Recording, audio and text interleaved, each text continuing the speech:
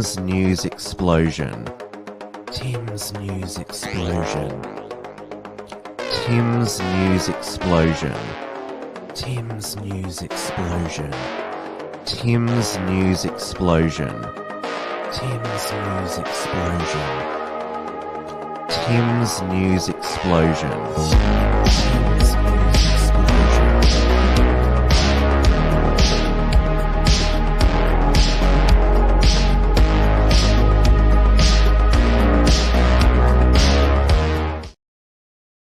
Hello, everyone, and welcome to this week's Tim's News Explosion on this Monday, the 2nd of October, 2023.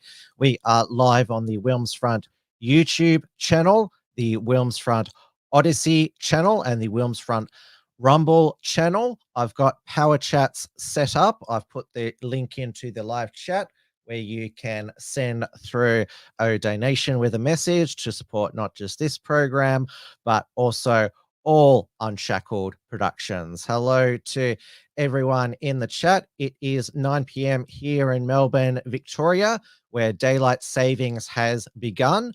So we're now in 5 time zones. So in Queensland, it is still 8 p.m. And then the Northern Territory doesn't have daylight savings. South Australia does, and Western Australia doesn't. So they're 3 hours behind us.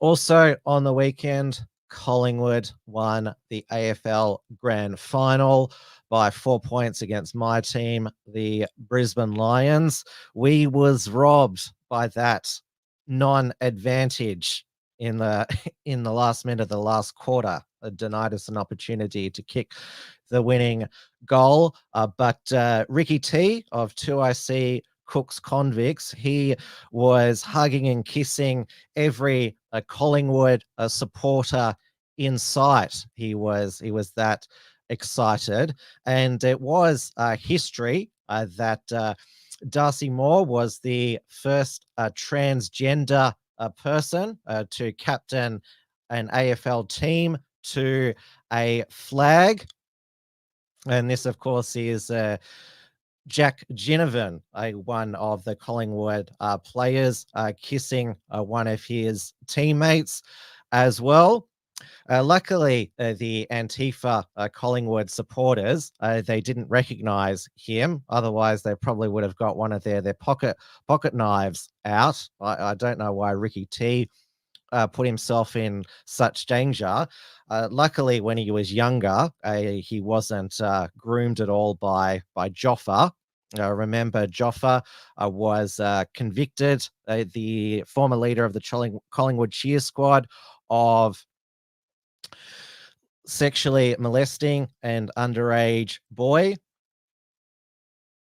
But Ricky T, he shared with me his flamboyant Collingwood outfit that he wore to the AFL Grand Final. Certainly, yeah, it's not.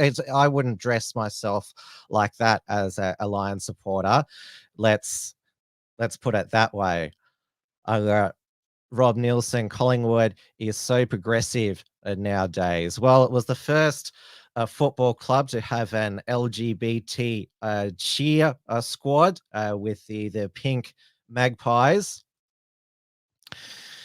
New South Welsh Redneck says, "My God, the AFL is embarrassing. What an embarrassing sport. Not that the NRL is much better. The national anthem and acknowledgement to country bollocks was just pure cringe." Yes, Uncle Colin, of course, he's on retainer from the AFL. He did the welcome to country. Though thankfully, Kate Miller-Heidke, she nailed the national anthem, singing it in the proper Julie Anthony way. Though Waltzing Matilda was butchered by this singer, Jess Hitchcock, who, well, we were informed that there'd be no yes propaganda at the AFL Grand Final, but she decided to wear a whole yes pro-Aboriginal outfit. So she sang Waltzing Matilda to the tune of a didgeridoo. Though everyone was impressed with Kiss's performance, so there was some debate whether there was they were lip syncing or not. Conservative Australian, what about the kids handing out medals at the end? Half of them were Asian. Well, we'll see if a lot of them end up playing AFL. I think there are a few Asian players now, though there's definitely more. There's been more Africans in the past few years playing AFL than Asians. There are a few Collingwood low lives players who didn't properly acknowledge the kids, including the number one flog, Mason Cox from Texas. He made sure that he voted in the US midterm elections last year so he could vote for women's rights to kill their baby. He's pro baby killing, Mason Cox, just FYI. And of course, Anthony Albanese flew into the AFL Grand Final at the taxpayer expense, of course. Probably that money was spent on flying on a Qantas jet with a Yes logo on it. And he couldn't help but have a selfie with ex-Indigenous AFL player Eddie Betts. So he says, Eddie Betts says yes. So therefore, we should vote yes. And of course, Bobby Hill, the Indigenous AFL player who'd survived testicular cancer, there were yes advocates who were hijacking his winning the Brownlow to push for a yes vote. I wonder if that means that Ricky T will vote yes, since Bobby Hill's 4 goals probably got Collingwood over the line. The First People's Assembly of Victoria, paid for by the Victorian taxpayers, said, "Champ, big congrats to Noongar man Bobby Hill for taking home the Norm Smith Medal. Deadly performance." And now at the NRL Grand Final the next day, it was the Penrith Panthers who came from behind to win a 3rd consecutive NRL Premiership, and the hero was their captain, Nathan Cleary, who is Indigenous. And so Anthony Albanese decided to publish to his Facebook Nathan Cleary's Vote Yes pitch. No voice, no choice. Come on, Australia, vote yes. Though none of these celebrity endorsements so far have managed to turn the polls around for the yes vote. No is still ahead in a landslide. An aggregate of all polls, it's basically no in the low 60s and yes in the high 30s. And obviously, so far, we've had the Yes campaign, Anthony Albanese, and other various Labor ministers. So far, they've said we've had Marsha Langton. She said that the no case is based either in base racism or just sheer stupidity. We have had Linda Burney blame mis and disinformation for the surge in the no vote. Then, of course, Russian interference, because Ozzy Kozak is one of the organisers of the Sydney Worldwide Freedom Rally, which was no to the voice this month, even though he apparently can organise it all from the Russian consulate in Sydney. And last week I brought you how white supremacist propaganda has led to a surge in the no vote, according to the ABC and Crikey. In the Australian newspaper this week, I couldn't get around the Australian paywall. You probably can't read this, but this was republished on the Aboriginal Voice Exposed. So it says, Albanese government says far-right influencer infiltrating the campaign against The Voice. A member of the local chapter of the Proud Boys, known as the Dusty Bogan, a real name, Ben Shand. His channel is now the Bogan Christian Lobby. Was at the event headlined by Jacinta Nambajinta Price and Warren Mundine. Government sources said this appeared to be part of a larger pattern of infiltration of the Proud Boys in the official No campaign, with Dusty Bogan asking his followers to jump on the bandwagon boys and volunteer for Fair Australia. Former Gold Coast Young LNP chair Barclay McGain, who was suspended from the party and then resigned after video emerged of him laughing at a school leaver's suggestion that Australia should stop celebrating Indigenous culture because it couldn't invent the bloody wheel. That's a four-year-old video. Which also he was also at Wednesday's No Campaign event, which was attended by an estimated 950 people. And there was a bunch of yes protesters out the front of that, and they were chanting Jacinta Price, go to hell. And it also goes on to mention Thomas Sewell in this article, a neo-Nazi and self-proclaimed leader of the National Socialist Network, and self-described white advocate Joel Davis were at anti-voice rallies on the weekend, which were not organised by the No Campaign. Fair Australia responded with, the Yes Campaign should explain why the Uluru Dialogue chairman Megan Davis marched beneath the Communist Party of Australia flag at the recent Yes rallies, or why Board 23 member Thomas Mayo gave regular briefings to the Search Foundation, which markets itself as a successor organisation of the Communist Party of Australia, Fair Australia's spokesman said, or why Yes 23 volunteers are spitting on people and racially abusing Senator Jim Price and Nagai Warren Mundine. Call people whatever names you want. Look at only the desperate Yes Campaign actually plays dirty. That was an excellent response there by Fair Australia. You turn it, and it's reversing the rules for radicals. You don't play on the enemy's turf. You flip it around. You define the rules. Why don't you explain this? Explain that. Now, we've had Anthony Mundine, who is the cousin of Warren Mundine, the former NRL player and boxer. He has challenged Thomas Mayo to a boxing match, though that's been interpreted as inciting or threatening violence, believe it or not, even though Thomas Mayo is under no obligation to accept such a challenge. And we should also remember Noel Pearson. He addressed the National Press Club last week, and he's also on Q&A tonight with Yes advocate Patricia Karvelis, who's the supposedly moderate host. This is what he said about multicultural Australia, or that be non-white, non-Indigenous Australians last week. I say to multicultural communities in the campaign that I'm involved in around the country, I say to them, listen, where do you fit into Australia? It's a bit unclear. Are you with the mob from the UK? Are you kind of honorary settlers? Because some of you are the wrong colour. Or you don't come from Northern Europe. You come from Africa, you come from Asia, you come from South America, you come from all over the joint. You come from China.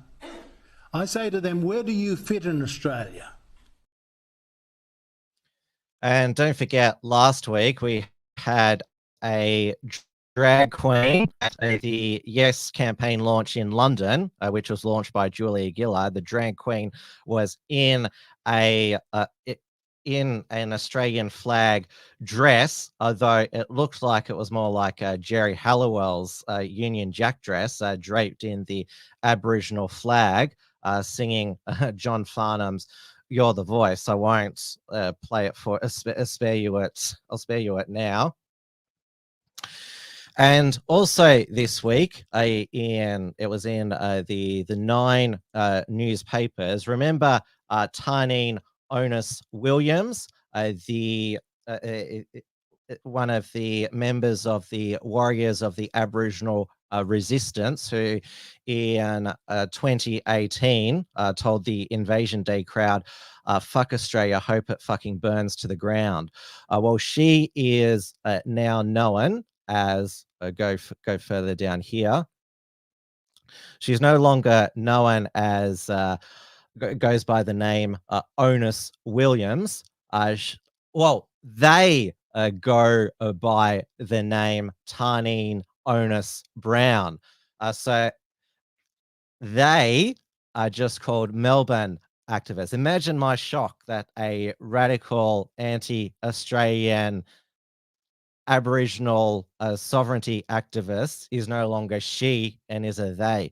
That Aboriginal woman who Blair Cottrell appeared on Hack Live with, I can't remember her name, but she later became a they but gave birth to a child. So clearly they are a woman, adult human female. So Tarneen Onus Browne said they were a hard no and actively campaigned against the voice until changing their mind when they saw the risk of a no victory.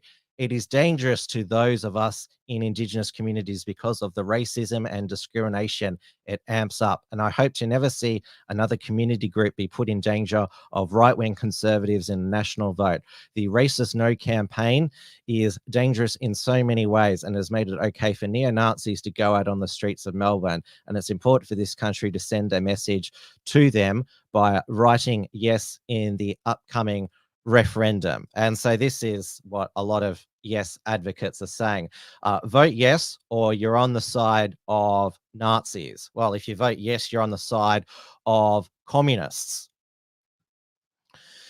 Now, let's go over to Victoria, where we are officially Dan Andrews free. Jacinta Allen is now Victoria's Premier. She is the second woman Premier of Victoria.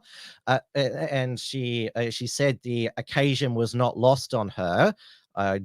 Joan Kirner, Mother Russia, was the first female Victorian Premier in the early 90s. She also got a hospital pass from a Premier who sent the state broke.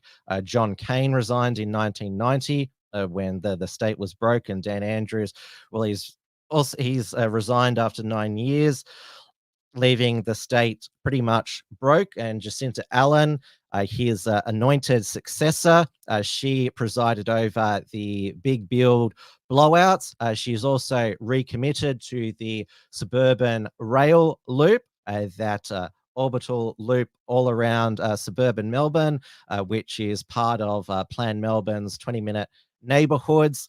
Dan Andrews, one of his last acts as Premier, was to release Victoria's housing statement to have high rises all around these suburban rail loop stations, so you have less people driving on the road. Though Dan Andrews, his succession plan didn't go according to plan. Obviously, he got his preferred successor in Jacinta Allen, also from his socialist left faction.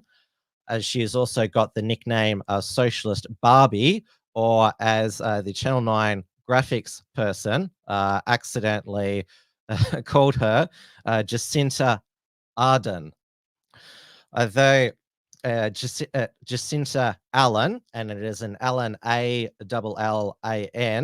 she certainly has a much less menacing and threatening and hectoring demeanor than Dan Andrews.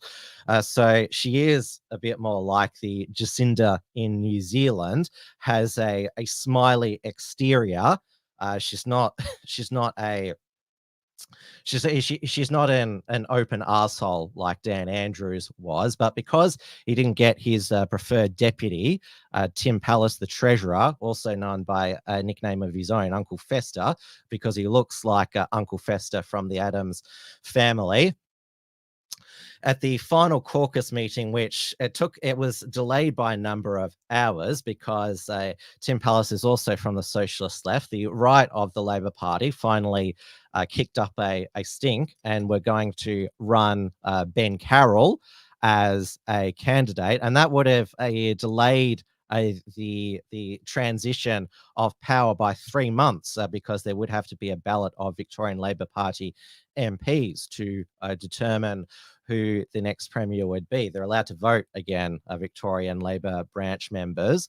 And so according to Labor MP speaking anonymously to The Australian, The Age and the Herald Sun. Dan Andrews exploded with rage, went berserk. Apparently, they'd never seen him get so angry before, which I find staggering. He must have really lost it.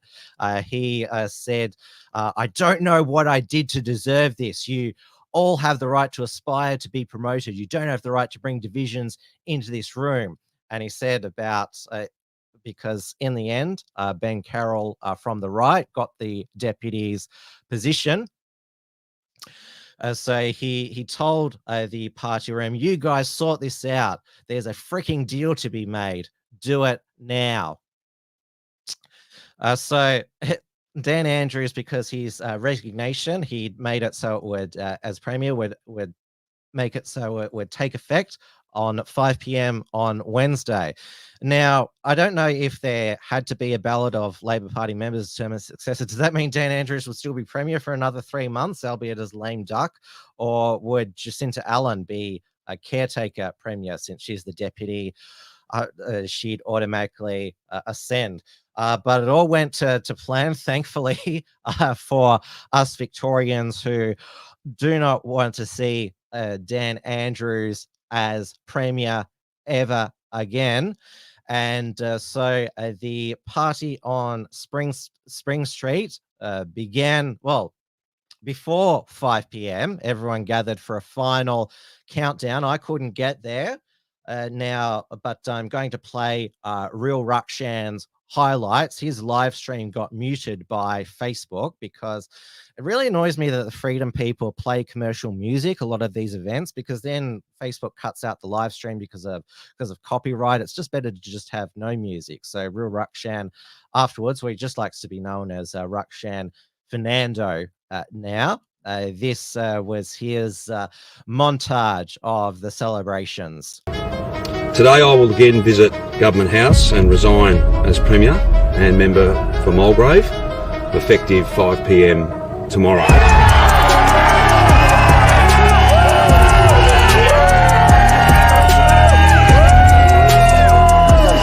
Daniel Andrews will never again appear on your TV as the Premier of Victoria. What do you think of that?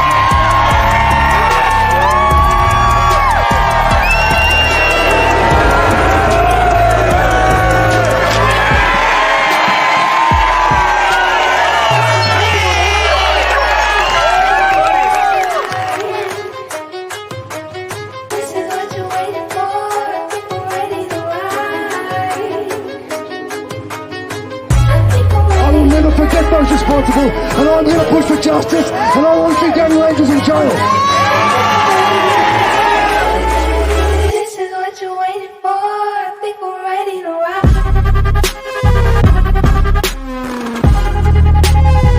9 years as Premier, it's been a dark cloud hanging over Victoria, and finally we get to move on and to not see this man's disgusting face or hear his voice on the television anymore. How good is that?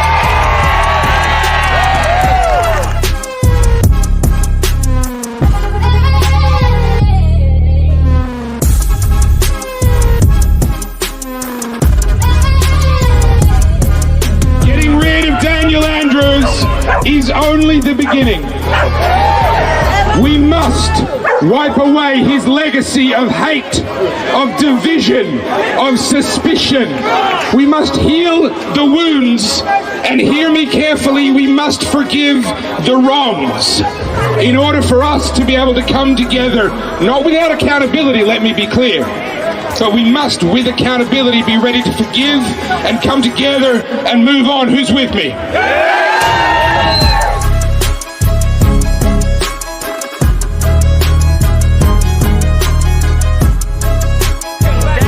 Is an effing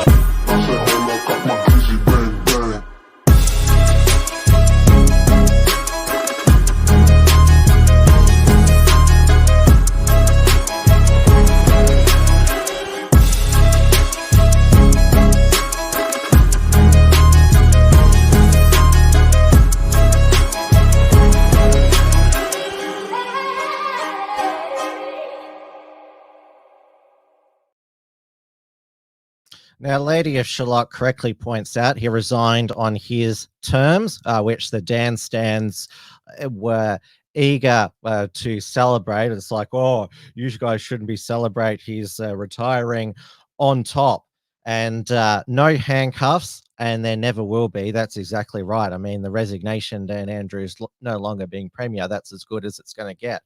I mean, we can't even dare to dream. So nothing to celebrate about that. And as Paleo Conservative Australia says, he gets 300K and a driver for life. Yes, he gets a healthy pension, and he will probably leave Australia because he can't show his face here in Victoria. Supposedly one of the most popular politicians in Victoria in history, won 3 landslide election victories. There will be a by-election in Mulgrave, and Ian Cook, whose I Cook Foods was shut down by Dan's Chief Health Officer, Brett Sutton. Thankfully, he's no longer there as well. But it's still something to celebrate that we never have to see his face as Victorian Premier again. And there's no way that Jacinta Allen will command the authority or be able to have the menacing presence that Dan Andrews did. The factional war will continue to break out because Dan's gone. His iron fist over the party is no longer there. So we might see the level of dysfunction in the Victorian Labor Party that we have seen in the Victorian Liberal Party. John Pesciuto announced a reshuffle today, minor reshuffle. He's brought back two-time loser Matthew Guy to the front bench. There's still a stalemate between he and Moira Deeming. Moira Deeming is crowdfunding for her defamation court case against Pesciuto. Pesciuto got his preferred candidate through as state president, so he is more likely to get his defamation legal defense fees through paid for by the party. But there's still no news on what Thomas Sewell's sentencing was. No, the judge in the county court is going to come back at a later date to sentence Thomas Sewell and Jacob Hirschnert for they pleaded guilty to violent disorder over the confrontation with the 3 Antifa stalkers who followed the National Socialist Network on a camping trip to the Cathedral Ranges in May 2021. Thomas Sewell hosted on his Odyssey channel the Racism Couch. So it had him, Joel Davis, Blair Cottrell, Tim Lutz, Michael Nelson, Mickle, and also Nathan Bull. So that's available on Odyssey. I had a look through that. There's no Mickle White Australia First tonight.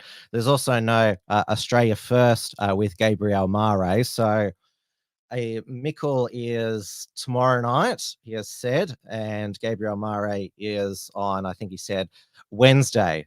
Gabriel Mare, he appeared on the Dusty Bogan's Thirsty Thursday show last week. And going back to that, I mean, calling Ben Shand far right, I mean, he's a civic nationalist, so he believes that a person of any race can be an Australian if they embrace Australian values. Though, fun fact, Ben Shand is actually not an Australian citizen. He's a New Zealander. So I used to do Thirsty Thursday back at the beginning of 2021. I haven't spoken to Dusty Bogan, Ben Shand since the end of that, but that's a whole other story. Now let's go to the UK, where the biggest story in the UK is not the continued invasion of the British Isles by illegal dinky divers. It is not that a 15-year-old girl was stabbed on a school bus in London. It's also not that the cost of living continues to spiral out of control. And yeah, it is not the crime epidemic in major cities all throughout the UK. No, the big story is that Lawrence Fox, leader of the Reclaim Party, said hurty words about a fourth wave feminist on the Dan Wootton show on GB News at 9:45 p.m. So late at night after Watershed.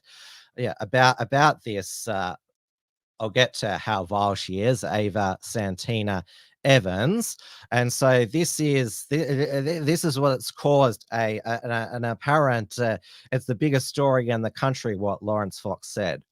We're past the watershed, so I can say this. Show me a single self-respecting man that would like to climb into bed with that woman ever, who wasn't an incel, who wasn't a cucked little incel. That little woman has been fed, spoon-fed oppression day after day after day after day, starting with the lie of the gender wage gap. And she sat there and I'm going like, if I met you in a bar and that was like sentence 3, chances of me just walking away are just huge. We need powerful, strong, amazing women who make great points for themselves. We don't need these sort of feminist 4.0. They're pathetic and embarrassing. Who'd want to shag that? Oh, Lawrence. Well, look, she... Sorry, I'm just going to provide a touch of balance from her, because she did actually respond to this earlier today, saying that she regretted her comments, but she didn't apologise. Yes, so there you go. And she's a very beautiful woman, Lawrence. Very beautiful woman. There you go. Although I'm probably not. And GB News, they suspended both Lawrence Fox and Dan Wootton. So this was their Twitter X account. Comments made tonight on GB News by Lawrence Fox were totally unacceptable. What he said does not reflect our values. We apologise unreservedly for the comments and the offence they have caused. We'll be launching an investigation and we are apologising to the individual involved. Dan Wootton, he put 2 apologies. So he said, "Dear Ava Santina, I think you're brilliant. Earlier tonight, I was attempting to find your tweets to read back from my iPad and couldn't locate them. I apologize for what was said during the course of my show and should have done this immediately on air. This is not what our channel is about." And he also did another apology. "I want to initiate my regret over last night's exchange with Lawrence on GB News. Having looked at the footage, I can see how inappropriate my reaction to his totally unacceptable remarks to be and want to be clear that I was in no way amused by his comments. I reacted out of shock and surprised and off-guard moment while working out how to respond as he continued to speak by searching for tweets I'd sent earlier in the day while having a read of out my ear at the same time. However, I should have intervened immediately to challenge the offensive and misogynistic remarks. I apologize unreservedly for what was an unfortunate lapse in judgment on my part under the intense pressure of a bizarre exchange. I know I should have done better. I'm devastated that I let down the team and our supportive GB News family. We seek to tackle the issue, not the person, which I intend to stress again on air tonight. And you can see down the bottom that his tweet got community noted. Lawrence Fox has shared a private message conversation between himself and Dan Wootton where they laugh and joke about his contribution. Mr. Wootton shared several crying with laughter emojis, which strongly indicate that he was indeed bemused by Mr. Fox's contribution. And this is the exchange. Yes, so Lawrence Fox says, "Making you giggle is my weekly joy." And he does 3 laugh emojis. You can imagine them freaking out in the gallery. So much fun. Kiss, kiss. So Lawrence Fox, well, I think it's not throwing Dan Wootton under the bus. It is, well, showing that, well, he was lying in his apology statement, which didn't save him. He was suspended as well. And then Calvin Robertson was suspended for standing by Dan Wootton.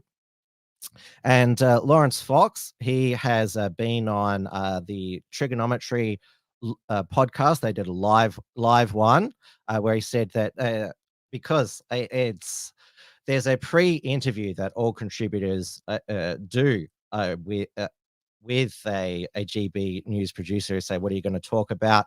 And Lawrence Fox said, yeah, I did mention that I was going to say this comment about not wanting to shag her. So GB News, they can't argue that, oh, Lawrence Fox, he just surprised us. And also Lawrence Fox, he also did a live with Andrew Tate. And now Lawrence Fox, he published a video on his own Twitter X account where he said he did he was sorry that he made the remark, and he apologized to Ava, though in my opinion he shouldn't have, because he did nothing wrong, said nothing wrong. I mean, it's 9:45 at night. I mean, you want to be an entertaining news program on them. That's what I try to do here as well. And Ava Santina, she has posted on X repeatedly about shagging. So she says, I live by a church that has been ringing bells since 9 a.m. Please, how do I make it stop? He's not going to shag you. And another one, I'm not going to shag you, pal. Lawrence isn't going to shag you, mate. I'm not going to shag you, mate. There would be presumably some good libertarian jokes about how if you shag one, you have to shag them all. First of all, shag, Lawrence Fox was using the proper King's English, because it's a very British word. A shag, what do we use in Australia? We say, I wouldn't root her or him or they, if we're using gender neutral pronouns. That's, and over in the US, what's the slang they use over there? I can't remember, but I digress. Now, why did he say that about this feminist, Ava Santina Evans? Now, I will show you how repulsive she is. So this was the Lawrence Fox was the exchange that he was reacting to by Ava Santina. It was when she was on the this is called it was a BBC panel. So she was dismissing the need for a minister for men. Conservative MP, new role would champion issues such as reducing male suicide. Would that be something you'd be in favour of? Well, what's interesting about that is the hostility it sometimes faces whenever it comes up. I saw a programme where there was like a feminist academic and a Lib Dem MP, and they were so hostile to this idea. And I thought, if you flipped those things, i.e. that it's the biggest cause of death for men under 50 is suicide, men are less likely to go to the doctors, you know, men are less likely to maintain friendships. If that was for women, we'd often look at, well, why is society making that happen? Whereas with men, the argument is often, why are they doing that to themselves? So I'm not like totally wedded to the idea, but the hostility towards the idea, I find it instructive. Ava? I think that it feeds into the culture a little bit, this Minister for Men argument. Like, in my mind, I think there should be a Minister for Mental Health, which would be all-encompassing. I mean, you've got something like 7 million children waiting for prescriptions for mental health at the moment. It's a crisis that's endemic throughout the country, not specific to men. And I think, you know, a lot of ministers kind of bandy this about to sort of, I'm sorry, but make an enemy out of women. I think, not you, and I don't think your book is. I don't accept that. I don't think it is to make an enemy. If we looked at during COVID, men were literally more likely to die from COVID. And I don't really want to cast myself as a meninist or one of these guys from the manosphere, because that's not who I am. But I do find it interesting that sometimes the arguments tend to throw it back. But who was doing all the work during COVID? You know, a lot of the time, if you looked into people's households, it was the women who were taking on the laundry, the school care, all of that. I'm not disputing any of that. What I'm saying that there are specific issues that men face that might warrant specific attention. I mean, literally, the biggest killer of men under 50 is suicide. That is an arresting statistic, and if that doesn't warrant specific attention, mental health is an umbrella issue. I have to say that is also because women are unsuccessful. That is a lot of that feeds into that statistic. But it feels like, it just doesn't feel like you've got any space for this idea that men might have unique challenges that face them. And the problem is, even as I'm saying this, in my mind, it's like I've got out the violin, and I don't want to be. Read the book. I don't want to be this guy, because that's part of the problem. Is because you're encouraged on one level is men need to talk about their problems more, and then the moment you do it, you're like, all right, but not quite so often and not quite so loud. So like you say, the book is more light-hearted than that, but it certainly goes around. So does Ava realise there the irony of what she's saying? It's part of a culture war to have a minister for men. Why don't we just have a minister for mental health? But it's okay to have a minister for women. She hasn't objected to that, and she says this is about hating on women. Even though she's perfectly fine with joining in on the demonization of men. And this is what she said a while back, on Piers Morgan Tonight. So she's reacting to Isabel Oakeshott, talking about how her teenage sons, given all the Me Too false accusations, are really terrified about how to approach like a young woman that they're interested in. But Ava, your point about, if men were that alpha, then they wouldn't be that bothered by this, doesn't really help us when it comes to boys growing up. And that is one of my worries, that for teenage boys now, they are so terrified of the consequences of putting a foot out of line. It's hard enough being a young teenager, working out how things are, working out how to do dating and all of that, without the terror that if you touch in the wrong place at the wrong time, you may find that your whole life is destroyed. See, I and like there is that far terror. too much. Well, I like that. As a mother of a teenage boy, I don't like that terror. That's the malicious thing I've ever heard. That is I awful. think that men should be frightened I think to you touch feel women in a way differently that if you they're were, not comfortable with. But we're talking about but we're teenage not talking years, about. We're children. not talking about. We're talking about it's an young interesting children. thing that. Boys are all terrified. I know that from talking to my son. He's just like, I'm just not going there. Is that healthy? Yes, I think it is actually. I think it's better to not have a physical relationship than to have one that could ruin a woman's life. But then, how do they ever start?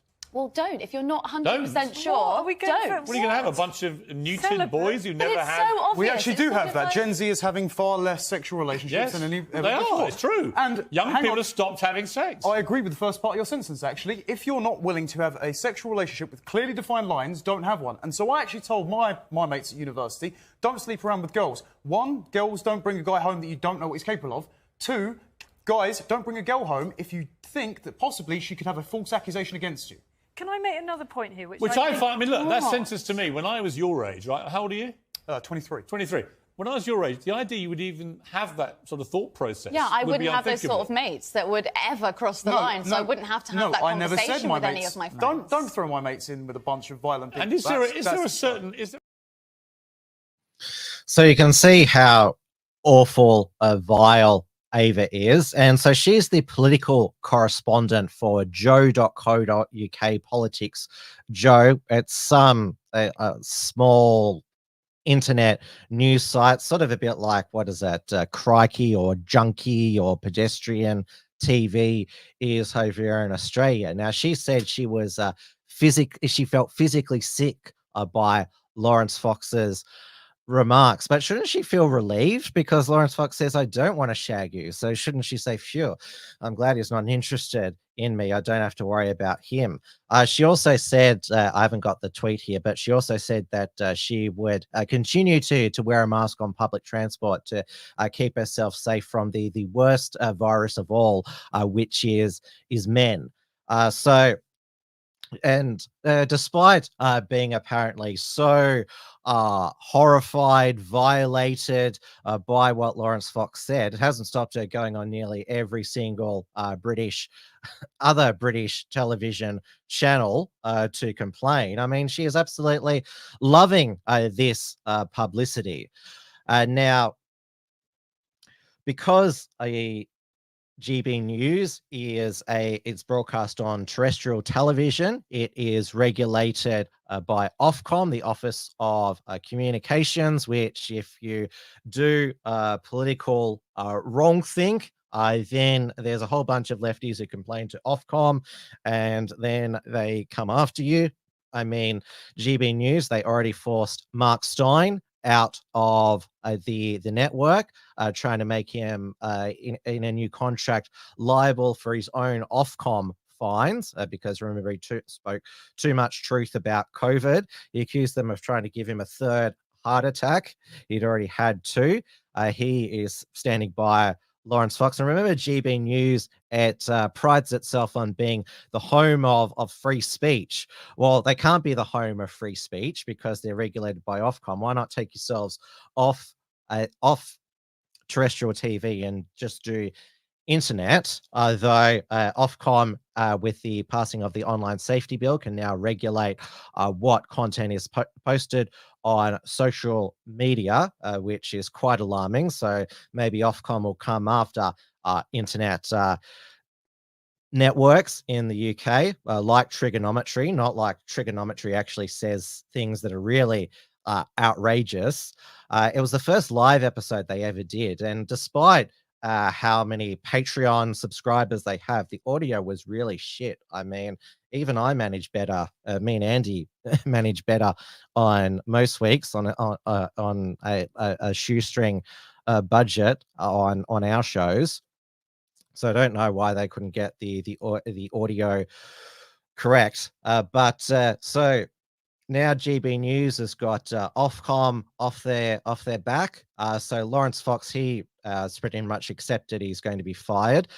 We don't know about Dan Wootton. Now he's been dropped by the Daily Mail Online. They'd originally suspended his column after this bylinetimes.com website published allegations that he had hid behind fake online identities to trick and score and bribe scores of men into revealing compromising sexual material.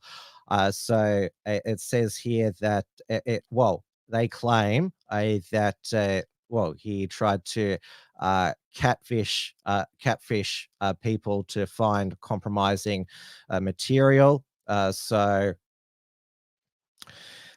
now Dan Wootton, he's actually a New Zealander and used to work at the Sun newspaper before hosting a GB News show. So I'll link this into the show notes page, but this is what there was already a target on Dan Wootton here. Despite the reality of all this is that Lawrence Fox, who's an actor turned political activist, leader of a political party, said something crass about a horrible feminist late at night, and apparently that is the most indecent thing that has ever been broadcast on British television. Never mind that Channel 4, it's owned by the British government, Channel 4. Remember, they had a trans woman stripped naked live on TV and play the piano with her penis, and they weren't taken off air. I don't know if there was any Ofcom complaint, but apparently GB News needs to be taken off air. According to a Conservative MP, Caroline Noakes, this was her on BBC Newsnight on a panel of people about how terrible GB News is. Conservative Party right here, Conservative MP. What do you make of that? Well, we do indeed have a fracas right here, which actually, if the fracas hadn't happened, very few people would have seen this on GB News. And although David's making the point that this is some sort of row over the future of the Conservative Party, it's to a tiny, tiny audience. What I want to see is Ofcom given the space to do its job, to investigate it thoroughly. Ofcom has a really proud record of defending free speech, but I don't want a regulator that's going to shoot from the hip. So it's easy for me to sit here and say, and actually agree with Adam, I think it should be taken off air. It was entirely predictable that Lawrence Fox was going to come out with a statement that was that offensive. I think what was less predictable would be Dan Wootton's smirking reaction. But really, I think Ofcom deserves a bit of time and space to do its job. And if we as Parliament aren't happy with the regulations that are set, then maybe we should be tightening them up. What do you think you should? Well, look, I'm not sitting here as the chair of the DCMS Select Committee, but as the Women and Equalities Committee. I think it's something that we have to look at. But you run that real risk, don't you? That they're going to disappear off to weird online platforms where they will develop big followings of equally strange people. Ron Nielsen says, Tim thinks the Tories are conservative. Keep up, Tim. They're socialists. Well, they call themselves the Conservative and Unionist Party. I mean, I agree that it's basically a fraudulent name because, don't worry, I'm going to get stuck into Rishi Sunak and Suella Braverman and the whole gang about just how terrible they are and they deserve to lose the next election. So Caroline Noakes, she is one of the worst Tory MPs, far left. It seems to be a thing with female Tory MPs called Caroline. Remember like Caroline Dinenage last week writing to all the social media companies asking them to demonetize Russell Brand. Now, to give you an idea of Caroline Noakes' worldview, this is her on LBC some time ago, talking about whether trans women are women. Trans women are women. Yeah, absolutely. And I know it won't make me universally popular to say that, but I think we have to be supportive that trans women, with or without a gender recognition certificate, need to be included and not marginalised. Trans women without a gender recognition certificate are women. Absolutely. And I know that In what that sense? might... Well, I think you have to understand that there will be many people in today's society who choose not to identify with a specific gender. They may choose and that is up to them, and all good luck to them, and I wish them very well. But absolutely. In what sense is a trans woman who doesn't have a gender recognition certificate a woman, neither legally nor biologically? What difference does a piece of paper make? And well, if somebody why have a identifies gender as a woman, recognition certificate? Why bother with it? Well, I think that's a very good question. And why make it so difficult to go through the process? And why make people go in front of a gender recognition panel and somehow be assessed as to whether they're feminine or masculine enough? And I think the real challenge with this debate is that it's become so toxic and so aggressive, and constantly this challenge as to whether we know what a woman is or not. And, you know, to be quite frank, I think we just need to be more inclusive and more understanding of trans women and the discrimination that they face and the hostility that they face. And I can't really believe that we're having a toxic debate about whether the WI is a safe space for trans women or not. You know, I just want to see them included and made to feel comfortable and welcome.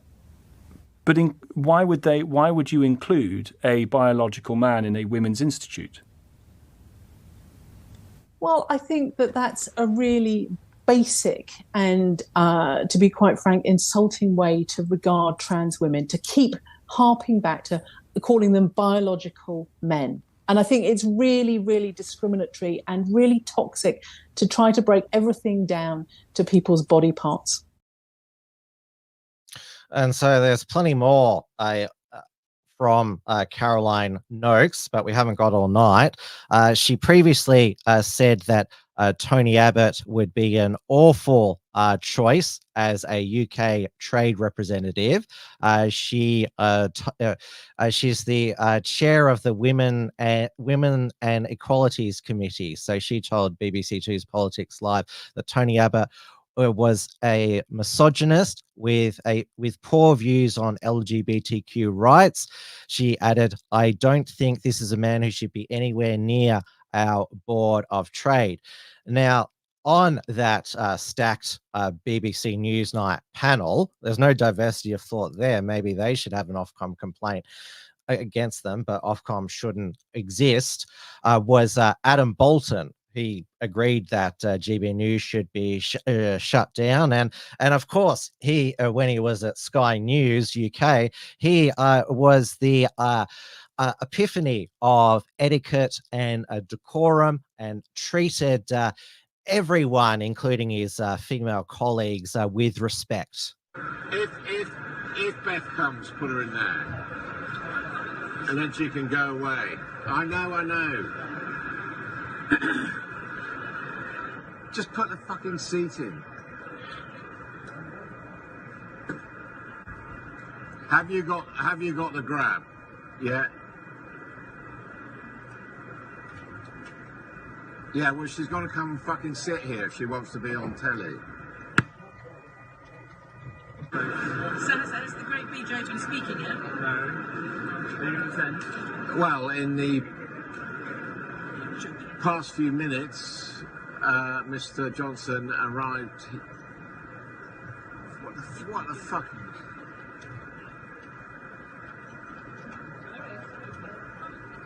Sit down there! Stop fucking around!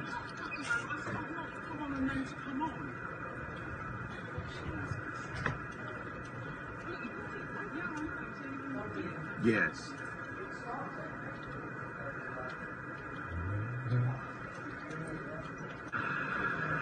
Well, Beth is here. You can see Boris Johnson's speech when it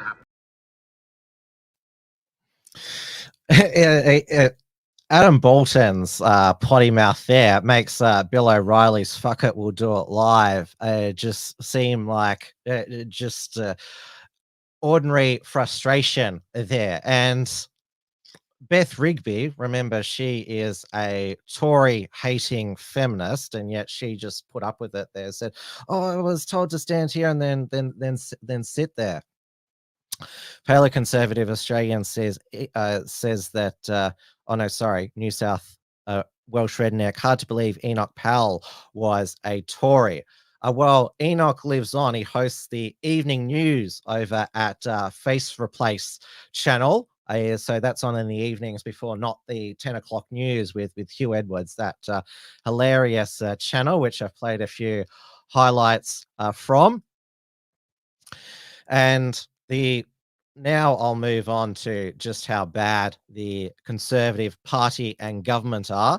Now they're having their annual conference, and Rishi Sunak, he is in an effort to win back the Tory base, and also to get cheap plaudits from the fake Conservatives at GB News and Talk TV, because these two channels, I mean, they're so easily pleased that because Rishi Sunak, he announced that there'd be a rollback of net zero, and he was clapped. This is so sensible. He says that he says while he's still committed to net zero by 2050. So he is going to reduce the amount of bins outside of your home, so you don't have 7, you have a bit less than that.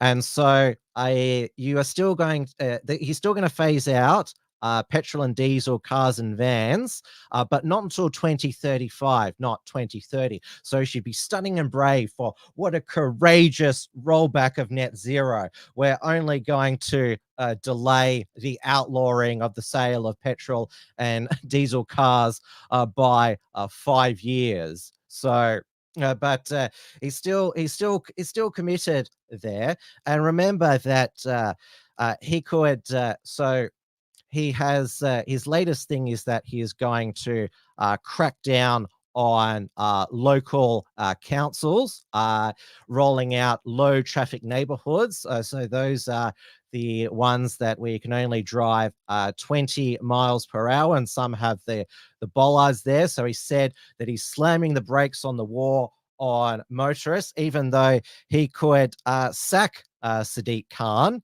He could revoke the Greater London Authority by rescinding the act, cancel the ultra low emissions zone, the ULEZ Blade Runners. So their latest bit of vigilanteism, because there are now mobile ULEZ cameras. So there are these types of, what do you call them? These what is it? Guy Fawkes types people. They're they're holding signs outside the mobile ULEZ camera saying this is a ULEZ mobile camera. There's a guy who dressed up as a dinosaur as a way to alert the motorists that there was a ULEZ camera. Now I wonder if he's going to intervene in Wales, where the Labour First Minister over there, Mark Drakeford, or as Alex Belfield used to call him, Mr. Dickford, Mr. Prickford, has rolled out these low traffic neighborhoods. How come GB News and Talk TV, they haven't championed the free speech of Alex Belfield, who's in jail for 5 years for offending Jeremy Fine? GB News, the home of free speech. Lawrence Fox says basically that's consumer fraud now because they're not. They haven't defended Alex Belfield's right for free speech. And Katie Hopkins was banned from GB News from the day that it launched. And Katie Hopkins, of course, she released a video a while back decrying the disgusting ULEZ camera vandals. Now she has released a follow-up video. Katie Hopkins, she is, have I got it here? I hope that I've got it here. No, I haven't got it here. I will upload it. Katie Hopkins, she has released a sequel video. Now she earlier in the week she did an extended video where she talked about the beginning of the cancellation of Lawrence Fox, because Katie Hopkins, she is now completely deplatformed from the British mainstream media. And so that was over her tweet after the Manchester Arena bombing, where she said that enough is enough, we need a final solution. And so she was cancelled for that. She was fired from LBC, and she actually, back a day, she also was, she had a column.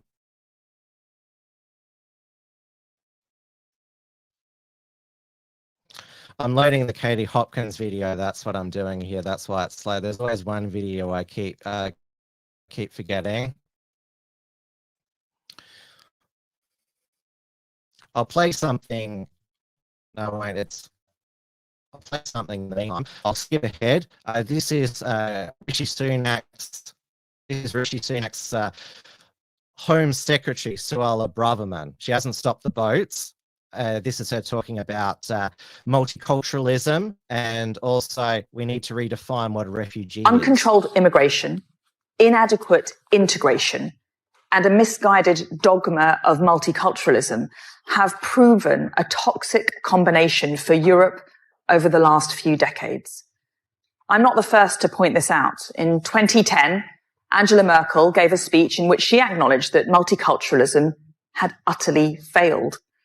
And then French President Nicolas Sarkozy and British Prime Minister David Cameron echoed similar sentiments shortly thereafter. Multiculturalism makes no demands of the incomer to integrate. It has failed because it allowed people to come to our society and live parallel lives in it. They could be in the society, but not of the society. And in extreme cases, they could pursue lives aimed at undermining the stability and threatening the security of our society. And now Rishi Sunak has already slapped Suella Braverman, now saying that he doesn't agree that multiculturalism has failed. But she doesn't realize the irony there, Suella Braverman. Remember, she hasn't stopped the boats. Her Rwandan solution dream has remained just that, a dream. The illegal boats are still coming. There are constantly people kicked out of accommodation, hotels, to make way for illegal boat arrivals. What she said there is absolutely worthless. I mean, she quotes Angela Merkel when she said that multiculturalism has failed. After that, she opened up the floodgates to 1 million illegal migrants. And Georgia Maloney, well, only took her 6 months to completely sell out and allow Italy to be invaded. She lasted less than Merkel. And Rishi Sunak, I mean, he's not going to end the war on cars. I mean, he is still, as he said, committed to net zero, and Kemi Badenoch, she's not going to get anywhere when it comes to defending women's spaces. Any Conservative minister says, you cannot believe a word of it. Their word is worthless, completely worthless. They're completely hopeless. They deserve to lose the next general election in a landslide to the Labor Party. Labor Party will probably be worse, but it will. I mean, it's not like the Conservatives are hardly any better. I mean, and they don't defend free speech. And you could see Caroline Noakes there, like, trying to belittle GB News. There's going to be a huge fight for the Conservative Party's soul after they lose the next general election. So there's going to be, obviously, the more socially liberal Conservative MPs, probably led by Penny Mordaunt. She says we need to ditch the culture wars and just focus on economic matters. And then there's obviously the culture warrior class like Kemi Badenoch, and also Liz Truss. She says that, well, she's a TERF now. But going back to my video here that I've uploaded, Katie Hopkins disgusted about what the Welsh people are doing to the dear communist leader Drakeford, Dickford, Prickford, to his low traffic neighbourhoods. You are not going to believe this. Pure vandalism, that's what it is. So in the People's Republic of Wales, where communist leader Drakeford has implemented 20 miles an hour speed limits everywhere, which means that you drive slower than a fat bird walking, pushing a stroller full of triplets. People are sawing down those 20 mile an hour speed limit posts using cordless angle grinders, $34.99 at Lidl. And I just think that's vandalism, and it's disgusting.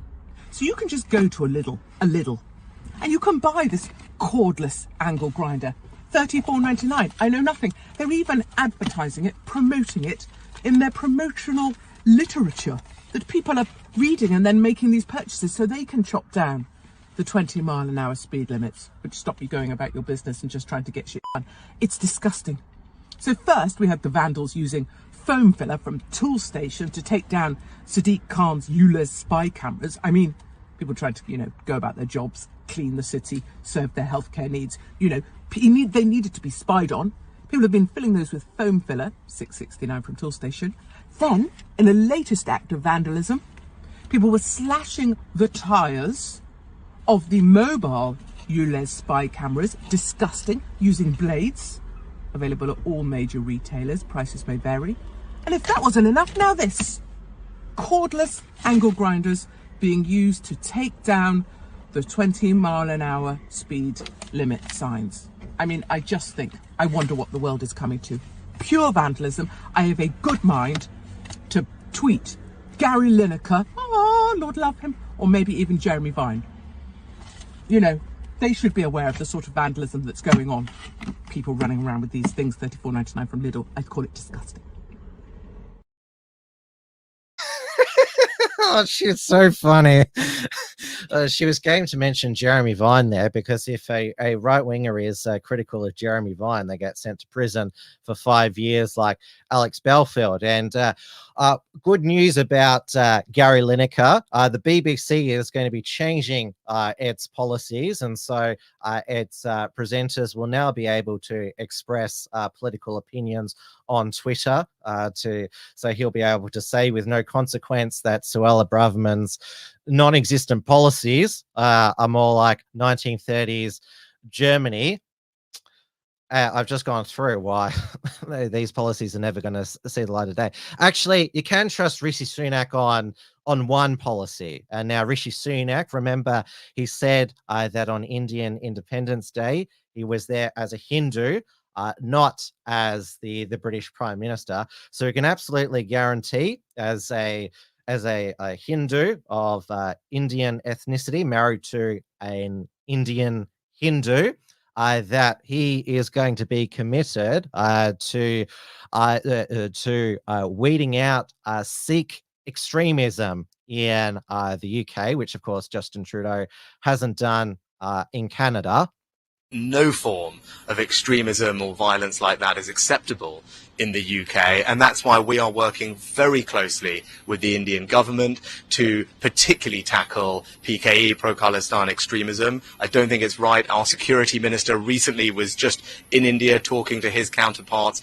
We have working groups together to share intelligence and information so that we can root out this kind of violent extremism. It's not right, and I won't tolerate it in the UK. And now, of course, we have the city of London, Sadiq Khan. He is a Pakistani Muslim. He's been told after this horrific Croydon stabbing, a 15-year-old girl was stabbed to death on her way to school on a school bus. So it happened after a row broke out between her friends and some pupils from another school. So this is just absolutely disgusting, but hurty words, they're apparently a worse thing. And up there in Scotland, Hamza Yusuf, Pakistani Muslim, First Minister of Scotland, but apparently there's too many white people in positions of prominence there. So you've got two different religious subgroupings of Greater India, former British India. Soon, Canada will probably have a Sikh Prime Minister. The Justin Trudeau's coalition partner, Jamal Singh, is a Sikh. The deputy leader of the Conservative Party of Canada is a Sikh, so they will probably get a Sikh Prime Minister soon. Down here in Australia and New Zealand, well, we could have a Sri Lankan ethnic prime minister soon. In the last intake of MPs in 2019 for Victorian Labor, the new member for Higgins, is Dr. Michelle Anajaraja. She is a Sri Lankan Tamil. And then down in Holt in the southeast, Cassandra Fernando, a Sinhalese Sri Lankan. So you can expect maybe in 20 years' time, the all the leaders of the Five Eyes will have an Indian background. But if they're all from different Indian religions, then well, we're already seeing here in Australia. There was that riot in the Melbourne CBD between the Sikhs and Hindus. Even though the Sikhs who are Canadian, shouldn't they consider themselves Canadian now? Same with the Sikhs in Australia. Why are they in our countries? Why are they lobbying for a Sikh Khalistan there? I mean, shouldn't they have left their old geopolitical goals in their own country? I mean, are they Australian, or are they still consider themselves, well, Khalistani first? Now, we have Sweden, which has become one of the most dangerous countries in Europe. They are clearing the way for the military to provide greater assistance to police in combating crime, and they are vowing to deport foreigners who are found guilty of violent crimes, vowing to deport them. Obviously, in last year's elections, the Swedish Democrats, they had a massive victory. Now, I saw that Sweden, it is actually way more dangerous than compared to the other Nordic countries. So Denmark, Norway, and Finland, they are still very safe, but Sweden has just become a shithole there. But I'm glad that the common sense seems to be returning to Sweden there. And I mean, this is quite a drastic measure to take, but this is the situation in Sweden. Like he says, Oslo is not safe. Well, compared to Sweden, it is just well, a bit safer, I should say. Now let's go over to the US, where a government shutdown was avoided. With House Speaker Kevin McCarthy. Now, he initially tricked the MAGA Republicans. He said that that he was going to withhold aid to Ukraine. He lied, and so there is going to be so there was Ukraine funding that was included in the continuing resolution to avoid a government shutdown. So Matt Gaetz, one of the MAGA Republicans, he was going to try and remove McCarthy. So I think he did the whole thing. Just trust me, it's not in there. You don't need to read the bill. We'll just pass it there. So what an absolute grub there McCarthy is. And we had one of the Democrat congressman, Jamal Bowen, he to avoid a Republican appropriation bill getting through, he set the fire alarm off. He said that, I was trying to find the exit, even though it wasn't a door, it was just a fire alarm on a wall. And so Donald Trump has said that he should be prosecuted for obstructing a official proceeding. Should clearly get a few years in jail, like the January 6 people who entered the Capitol obstructed a general proceeding. Now Trump again didn't attend the Republican presidential debate. It was pretty bloody boring. And it was hosted by Fox News, Dana Perino.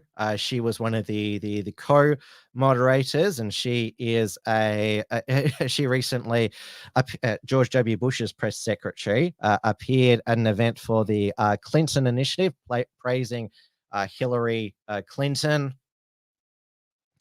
And Trump, he just continues to, well, when you compare the absolute snooze fest at the debates without Trump, Chris Christie tried to call him Donald Duck because he's ducking the debates. This was Trump at a recent rally. But if you become president and you don't like somebody, or if somebody's beating you by 10, 15, or 20 points like we're doing with crooked Joe Biden, let's indict the motherfucker. Let's indict.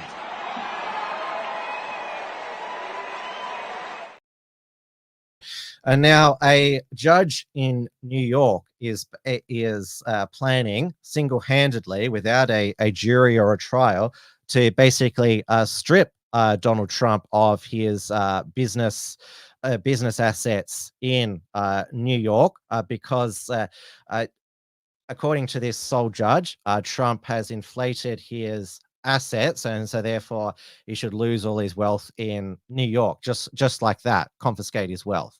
It's absolutely outrageous. So they're going to seize Trump Tower. I mean, like that's even a bigger banana republic.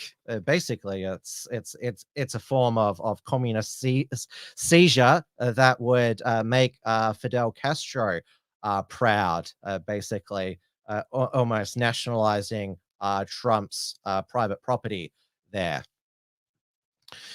Now, also, we had the death of Democrat Senator Dianne Feinstein at age 90. She finally carked it. I mean, she was basically half dead anyway.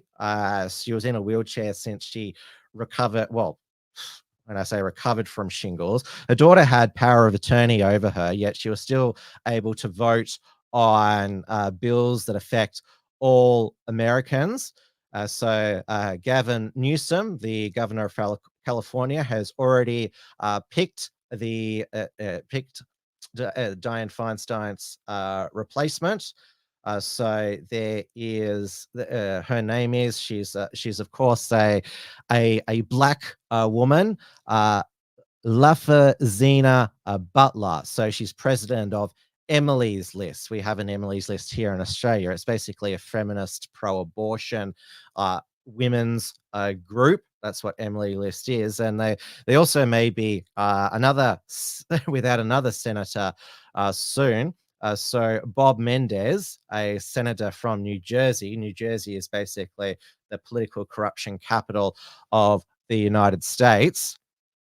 So the FBI raided his property, and so federal prosecutors have accused him of his wife of accepting gold bars and hundreds of thousands of dollars in cash in exchange for the senator using his influence to aid Egypt's governments and interfere with law enforcement probes of the businessman. So he stepped down of the Foreign Relations Committee, but he's denying the allegations, and he is still planning to run for another term. He pointed to his heritage as Latino American as a driver behind the alleged campaign against him, and called the prosecution's accusations baseless.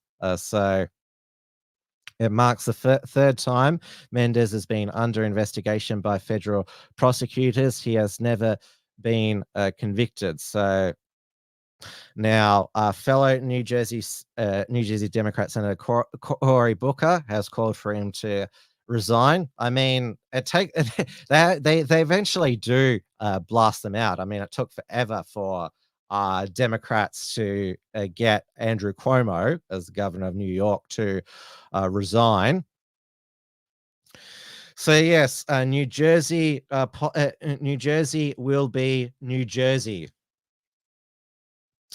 Now we have the latest round of BLM riots and looting has been in Philadelphia, and so one of the looters actually was dumb enough to live stream her looting.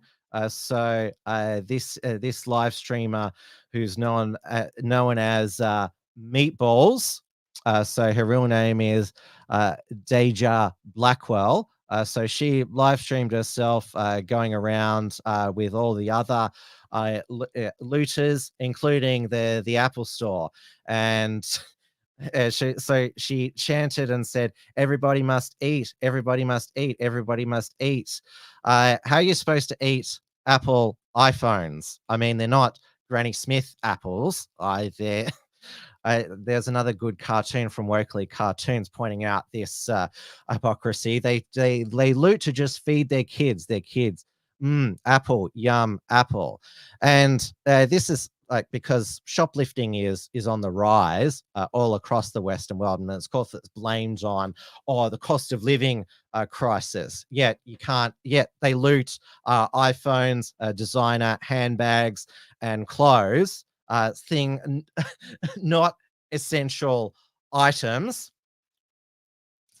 So clear, and of course the other excuse for black looters is they're just collecting their reparations. Though how many iPhones and designer handbags and clothes, how much of that do you have to loot before it's considered equal? I mean, or is it just, again, reparations is never ending?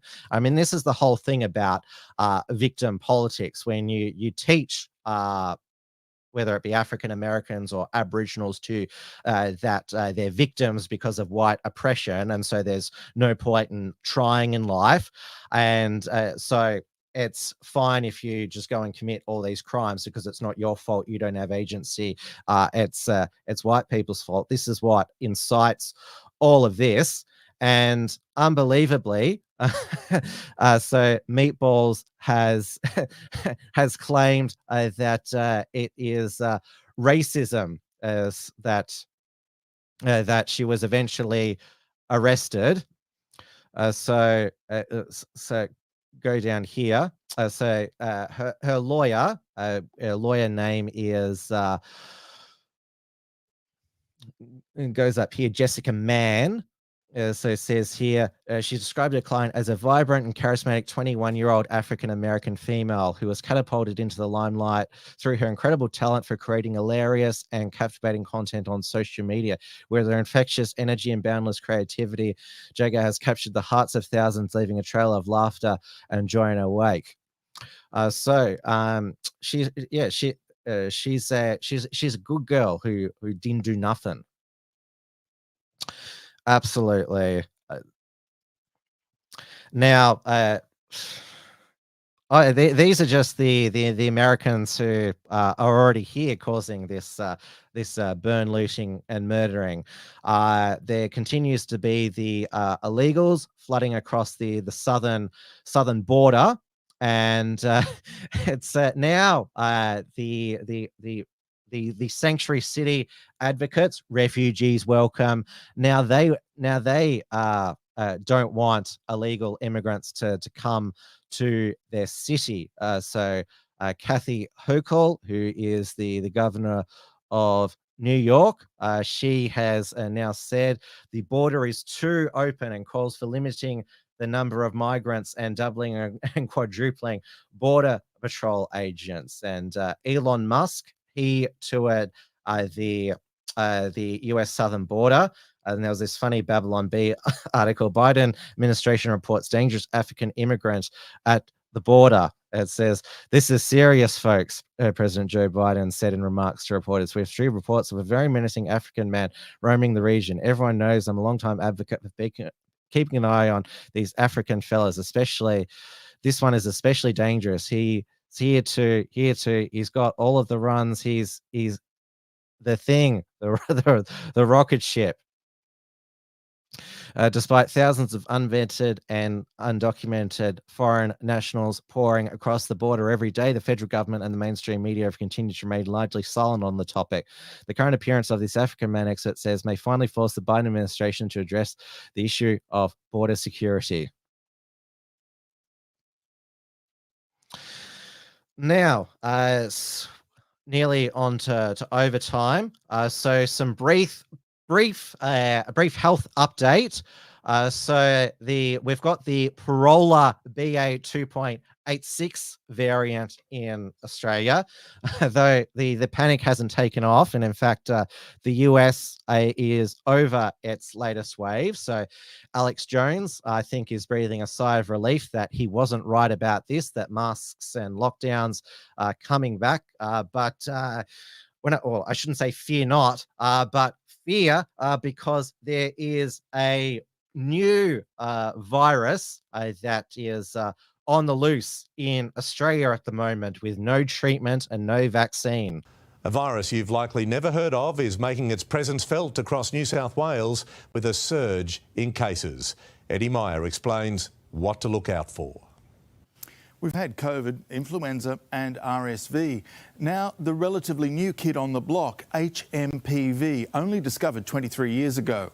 It was detected in 1,168 people last week, and that's a large jump on the previous 2 weeks.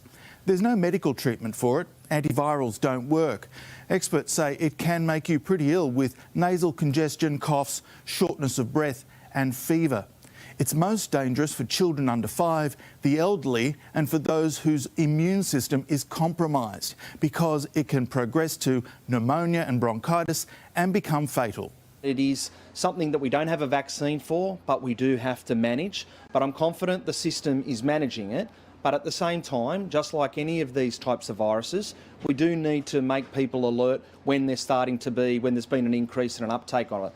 Now, this is just one of many respiratory viruses circulating at the moment. The best advice for any of them, including HMPV, stay at home if you're sick.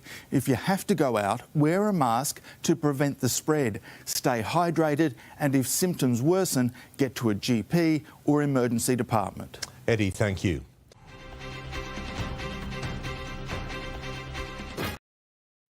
Now, Ron Nielsen says the commies have changed the definition of what a cold is. and also says near necessity for any flu vaccine whatsoever. Well, I've never got the flu vaccine, and well, I've survived a couple of bouts of the flu in my life, but this MPV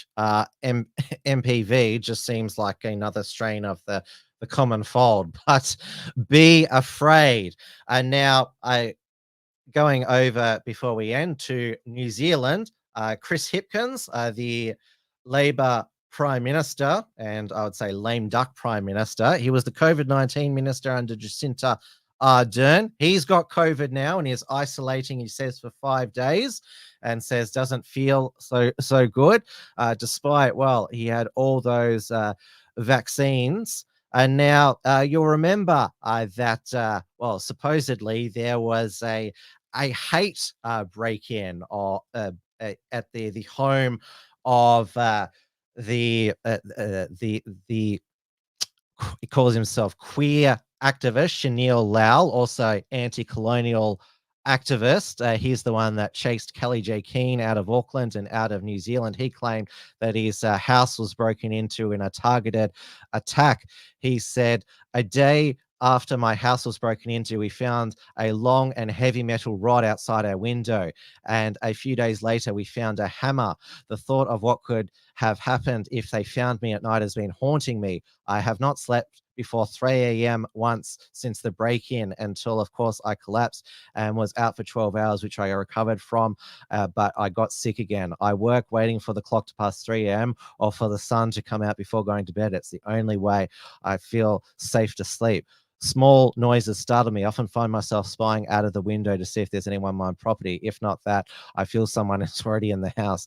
There are things that I've done to feel safer. I have new fences, gate, and security cameras. Right now, life feels tough, but I know it'll pass soon. Please accept a photo dump of me trying to do life in the full midst of this chaos like everyone else. And I won't show you the photos because they're him.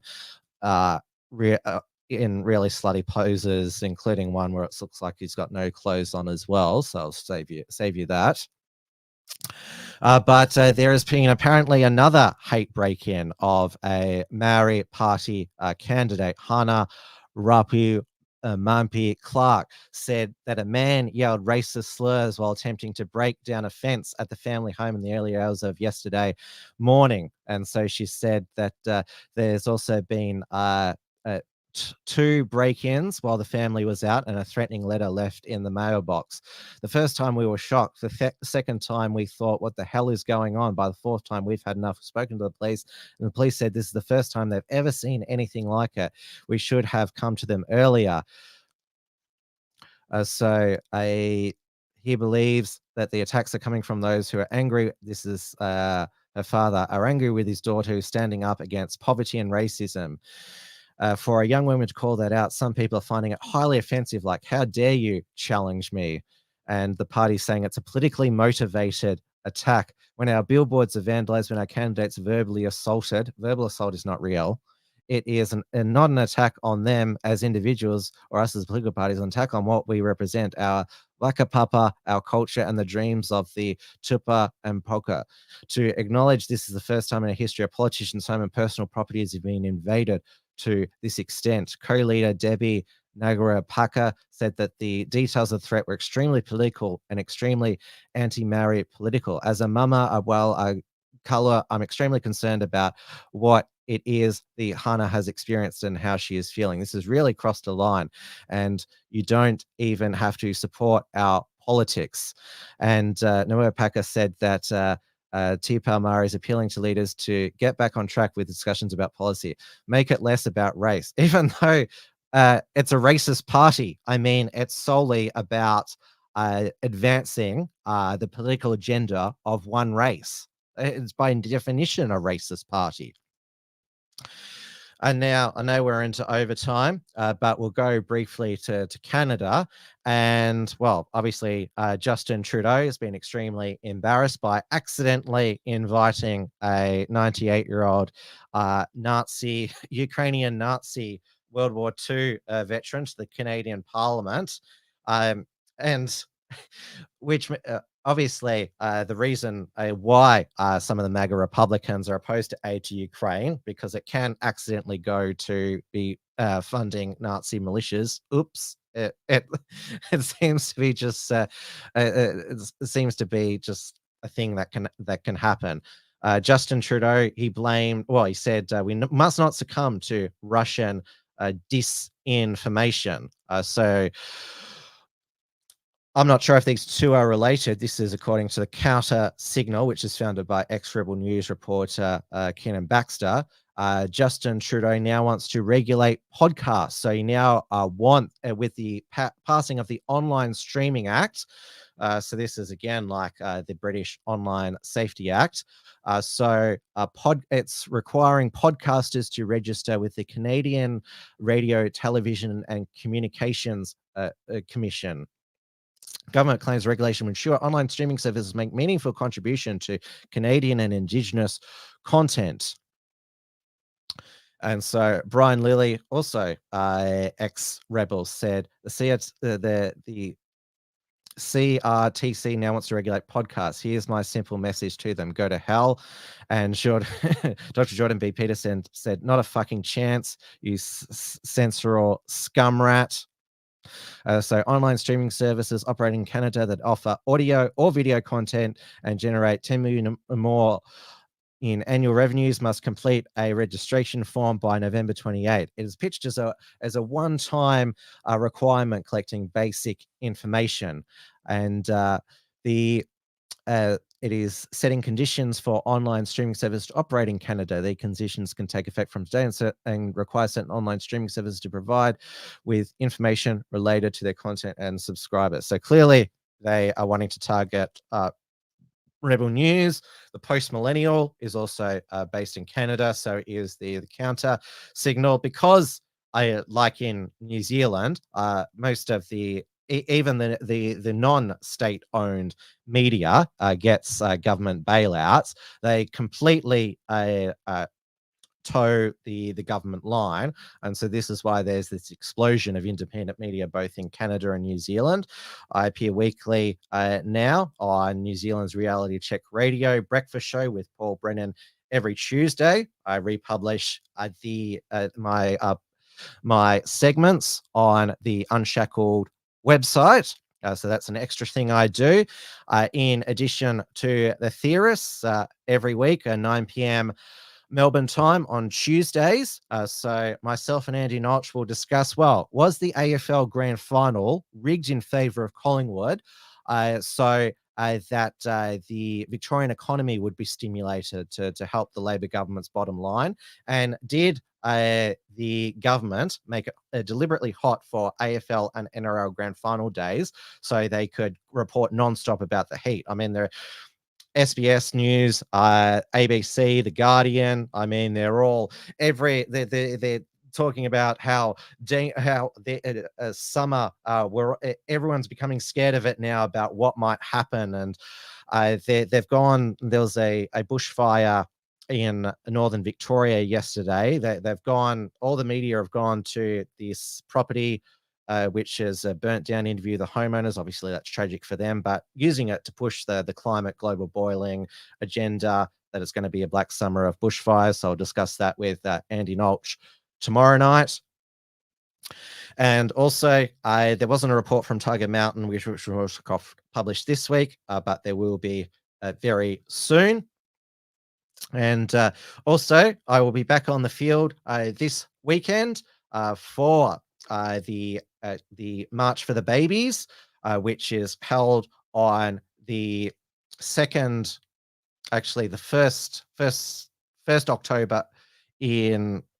Saturday in October. It's on the anniversary of when the Abortion Law Reform Act was passed in 2008, which legalized abortion up until birth. That happened under the Brumby Labor government. Dan Andrews was the health minister.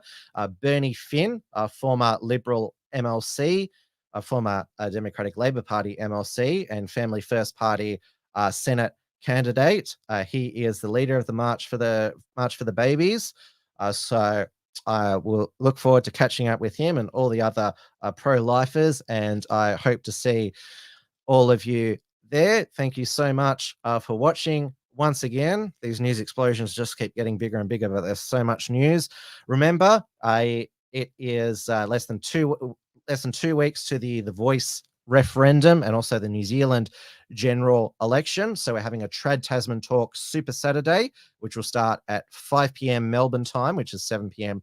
New Zealand time when the polls close in New Zealand. So we'll be starting with New Zealand election coverage, and then as the referendum votes start to be counted, then we will turn our coverage to the Voice outcome, which is going to be no. So the Voice Grand Final is coming up, and I'm sure that definitely a victory is assured for the no side, unless, of course, it is rigged. But definitely, I think we'll all have something to celebrate on October 14, October 15. Good night, everybody. Stay safe, stay sane.